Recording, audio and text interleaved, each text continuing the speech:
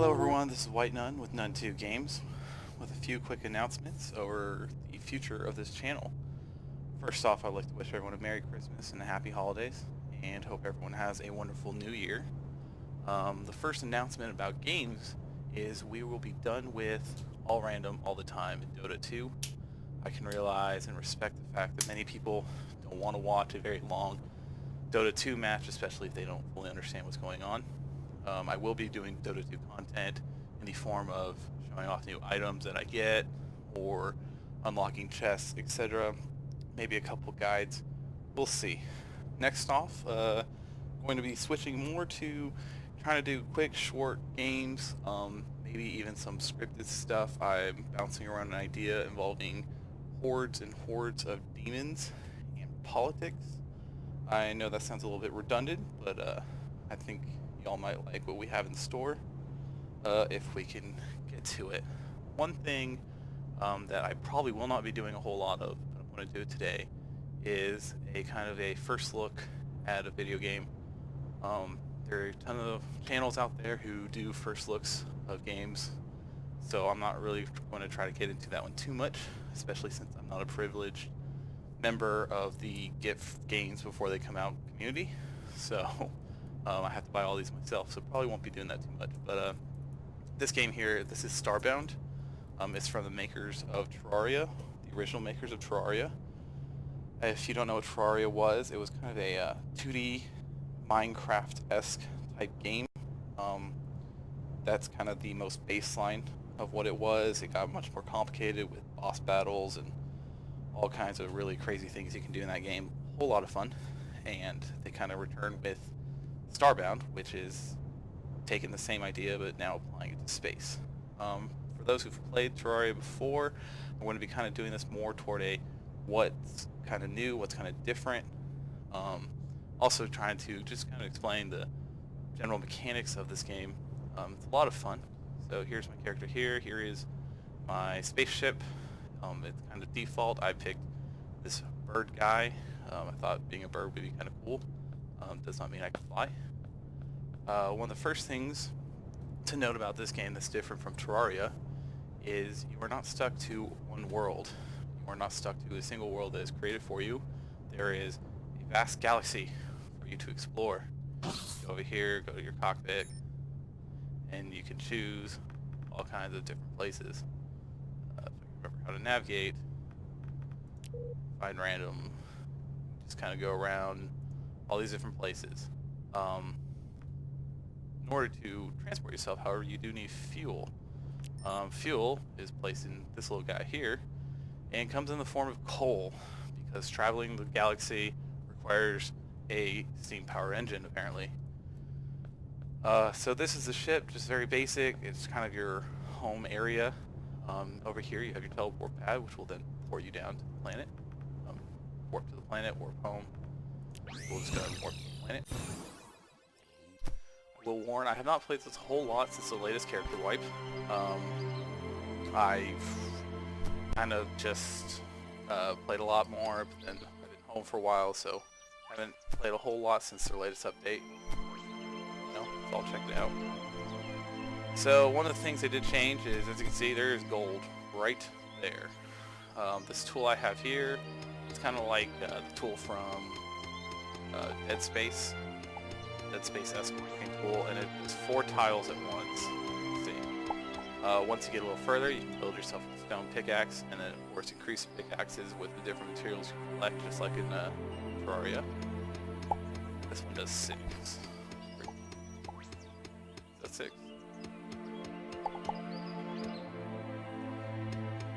So gold is right here on the surface, which is a little different. It kind of throws people off. That was one of their earlier updates where they made it so that any element can be found early on in the game. I don't know how I feel about it. On the second playthrough of after my character wipe, I had a lot of trouble finding simple copper to make armor, which was a real pain. So the mining and the resource collecting are the same.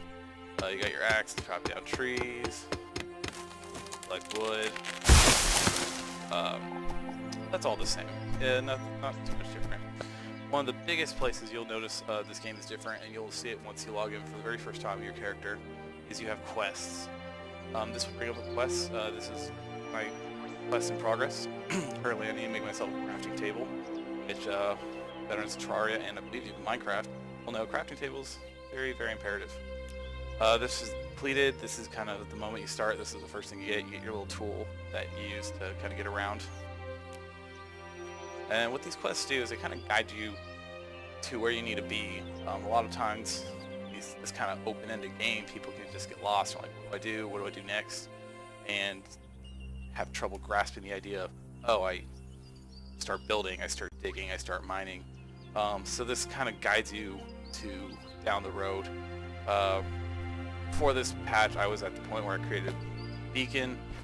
Once you create that beacon, the ship comes in, fight a boss.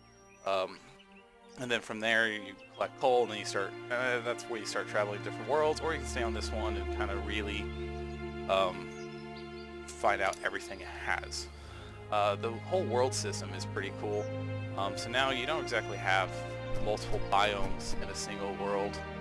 There's an enemy there, we'll fight him in a second, I'll show you all the combat. You don't exactly have multiple biomes in a world. I believe there's about 2, maybe 3. I haven't been to all the worlds, didn't get very far the first time around. In a single world, and they're very similar to each other, so it's not like you're going to be in desert and suddenly snow. But there is couple different biomes, but the difference is you're going to travel to different worlds for all the different types of materials and different biomes that you're used to from Terarria. So there's little beasts there. You'll notice that their enemies aren't just slugs or zombies anymore. And there's a little indicator saying they're pretty hungry. That's another thing that is a little different in this game, is you do have a temperature. When it gets night, it starts raining. When you're on a cold planet, you will start losing heat. You'll start getting cold. To alleviate this, you can build yourself a campfire. Sometimes, in non-great heat loss cases, a torch will suffice. But mostly you need a campfire or a furnace or something like that. If it's raining, you want to get out of the rain, etc. to stay warm, or get hungry. To get hungry, fix that. I have this cooked alien meat. When you eat that, it restores health, and of course it gets rid of that hunger issue. So of course, get alien meat, and this will actually be a quest. You build yourself a bow. You also get this sword right from the beginning. So this time around, your bow does not have ammo. It is unlimited ammo. You just kind of shoot around, try to aim. I will say I have not gotten good at combat in this game at all. I have died so many times, not seemed to get used to it. The enemies are all completely different, and they all have powers of kind of like if you played Diablo 3, where the elite mobs have powers, some unique ability. Same thing goes in here. Meet someone, they can charge you, they can shoot fire at you, they can do all kinds of weird things. Let's see if we can find another one. So, when you kind of hit them like that, see his health bar up top. If he had an ability, it would come up. So here's my sword. Yeah, just like that. So I mean, it's different. It definitely is different, but I enjoyed it a lot. Some of the other different things are no longer just press escape. That's my escape now. You get your basic escape menu. For your items, press I. It's your inventory screen. You have all your inventory. A bit smaller than in Terarria, but there are bags that you can collect. There is a nice direct-to-trash. This is kind of useful, so if you have like these dirt blocks, I don't need a whole ton of dirt blocks. So I can put send to trash, and then bam, it's just deleted.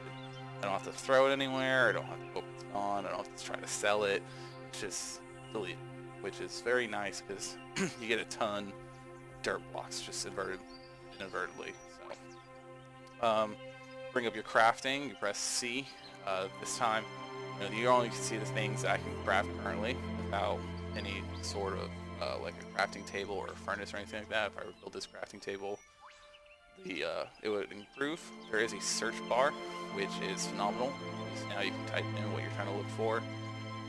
There's also different modes down here of different things you're trying to build. So you're trying to build some furniture, if you're trying to build tools, trying to build meat, food, trying to build weapons, trying to build armor, trying to build new blocks for you to be able to place, which are nice. And then of course you just click it again and it opens up, goes back to the full thing.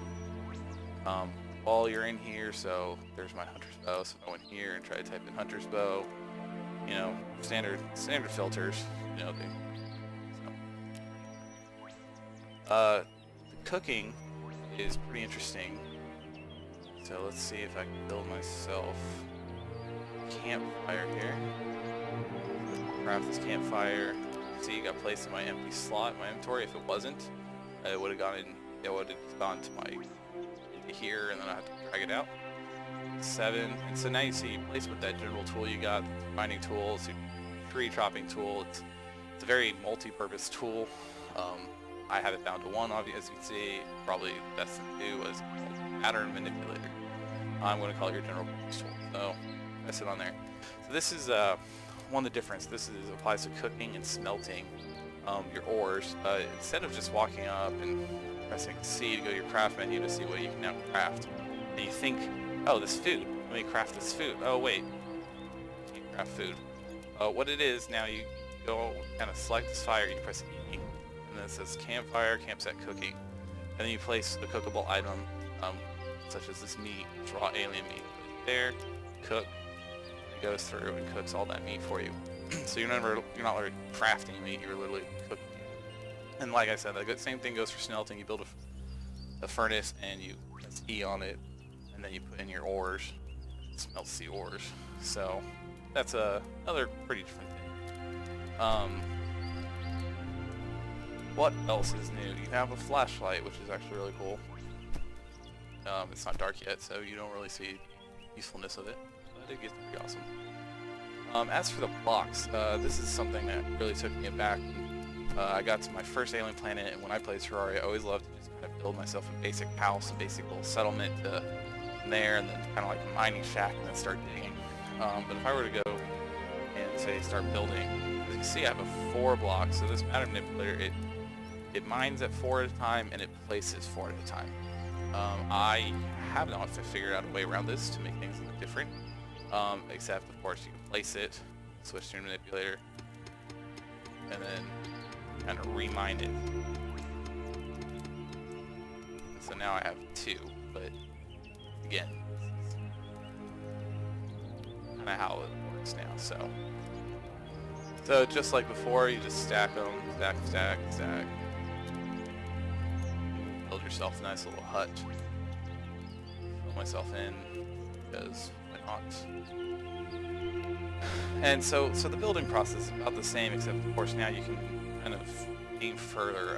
This is actually very unique when it comes to torches. So I personally found torches very annoying in Terarria because you sit there forever spamming your mouse button trying to place them. Now you can just kind of literally place it outside these walls. Bam, there's a torch right up there. Whenever your manipulator beam is blue, it means you can place your object. If it's red, you can't place your object. Simple as that. So when you're down in the cave, you can literally, and this is what I've done, is kind of outreach as far as you can to darkness, and then just place a torch, which is very useful. Now I'll mine this wood, because the game still makes a whole lot of sense.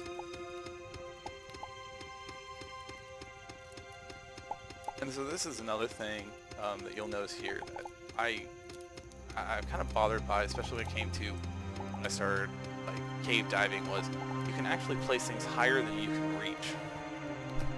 So if I were to delete this guy, higher. So as you can see, my manipulator reaches a lot higher than my guy can. And I believe, correct, will not be able to reach this platform from the flat surface of where I built. So this is a height I built all this items at. You can see I can reach up here, but I can't jump up here.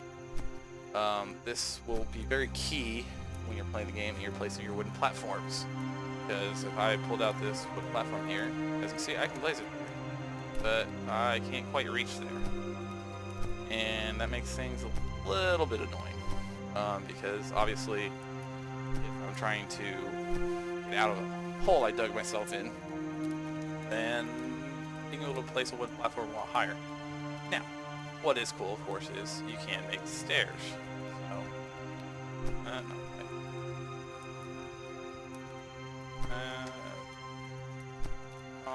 wait. Wait. There we go. So, yeah, you can make stairs. It's not too bad to chain the platforms together this time around. They actually come out looking nice, like stairs this time instead of just whatever. So now if you're stuck on the stair level, something else you do is you do have a duck now, which I haven't found useful for anything other than this reason here is you press space and you jump through to the level below. The longer you hold space, the more levels you jump through. So you jump all the way down. So that, of course, is very, very different from Terarria.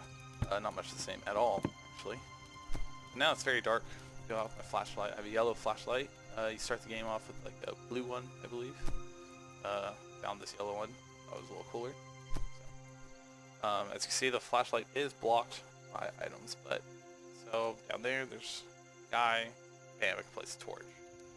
So that's what I was talking about. This is very useful. This makes cave diving very amazing. Ooh, there is copper, something I rarely have a lot of trouble finding a lot of times.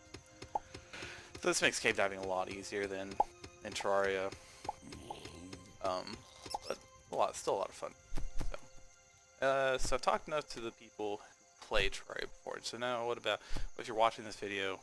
The three of you watching this, that's a little optimistic. But if you're watching this video, you never played any of these games before at all. I'm hungry. Let's eat real fast. Place it and eat it. Still hungry. Here you go. Grab. Yeah. Never played any type of game like this before. Kind of what we like to sometimes call a sandbox game. Why should you get it? Well, one, it's 15 bucks. Not bad at all. Likely, these games are very, very popular to go on Steam sales, so you can get very cheap very soon. Two, it's a lot of good, easy fun. To be honest, it's kind of like it's a very, very, very casual game. Does not take a lot of dedication at all to get very far, to be able to truly progress. Maybe just a few hours, and you can easily have yourself a full little giant house. Huge community on the Steam community and the Starbound forums. Sorry, that was my phone. That you can kind of talk to, and they give you ideas to build, things like that, and how to progress. Just overall, just a very fun game to play. And as you can see, the graphics aren't much, right? They're very basic. It's 2D. It's very, almost 8-bit looking, but not quite. It's a little more advanced than that. And so it can run on almost anything. This is available for Mac, which is different. Terarria was not available for Mac at all still today. So, definitely a great game to play on the go. You don't need an online connection to be able to play. So it's a lot of fun. I highly recommend it. Give it a try. It's currently still in beta. The developers came out and said, they're kind of ready for it to be released, but they just, they know their community and they want to make sure they give their community the best, so they went ahead and just placed it in a beta. So you can still buy it on Steam, or you can buy it from Humble, humblebundle.com, or I'm sure it's available other places. I'm not 100% sure. I'll put links in the description though. 15 bucks. Great game. It's going to be continuously updated. So one due warning is your character is very likely to be wiped. I believe this is my third character that I had to constantly recreate because they just have an overhaul and they go, well, we can't leave people how they were with this new overhaul, so you kind of got to start over. Sorry guys. But it's really not too bad, This game has a lot of replayability. You never really experience the same thing twice. So here it is. I show you this cool planet, and if you expect to port it on your first planet and this be it, it's very unlikely. It can happen. It's definitely known to happen. I believe there's only a handful of starter planets. It's not like any planet it's able to start on. But it's not as likely. So, it's got a lot of replayability. the world is always different. Even in the same planet, the world could be different. The minds can be different. So a whole lot to do. So yeah, definitely suggest this. And again, I won't be doing this a whole lot. Maybe just a couple times, a few games here and there that I enjoy. Probably will do one over the Stanley Parable. I know a lot of people will probably see that on Steam. Probably hear people talking about it. They're like, "What is it? Is it really worth getting?" So I'll probably do a video on that. Then I'm going to collaborate, of course, with my friend Penguinator and Alternier. See what we can, if we can come up with any cool, interesting ideas for you guys. Definitely, if you have any suggestions, go ahead and leave them in the comments. You can also tweet me, follow me on Twitter at None2Games. Facebook, facebook.com/None2Games. Leave any suggestions, comments, anything you like, dislike, etc., etc. Until next time, like, subscribe, and see y'all later.